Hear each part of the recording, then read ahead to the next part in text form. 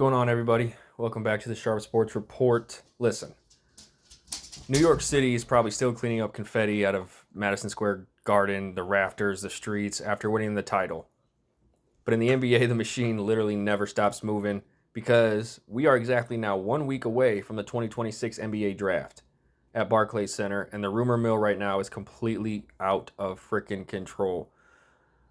We might have a consensus number one pick who looks like an absolute superstar, a draft class with some serious guard depth, and oh yeah, a two-time MVP who might be forcing his way out of Milwaukee before the commissioner even steps up to the podium.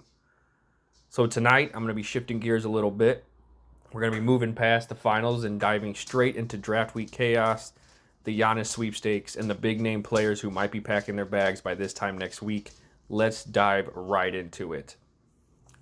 And listen, when I said we might have a consensus number one pick, there's really two guys right now who might be the consensus number one overall pick, and that's Dybantsa and Peterson.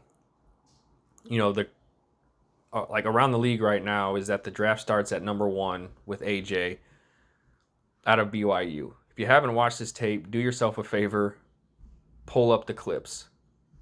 He's a jumbo wing, dynamic scorer, has 7-foot wingspan, and basically led college hoops in scoring as a freshman. He's got franchise cornerstone written all over him, and whoever lands that top pick is getting a day one walking bucket. And right behind him, who could be number one, you've got Darryn Peterson out of Kansas.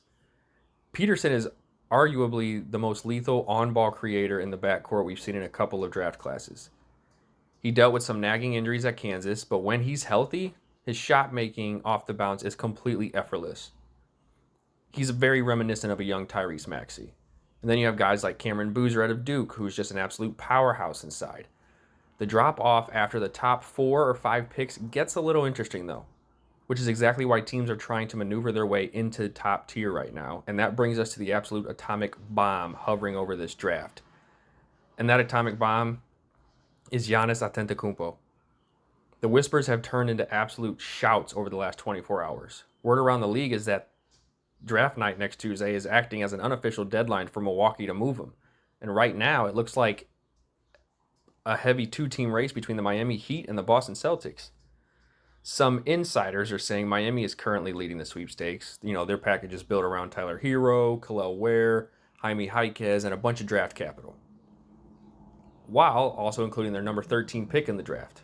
Milwaukee's front office is playing hardball, acting like they aren't completely in love with the offer, but let's be real. That's just classic public negotiation. But don't rule out Boston. The Celtics have apparently kicked the tires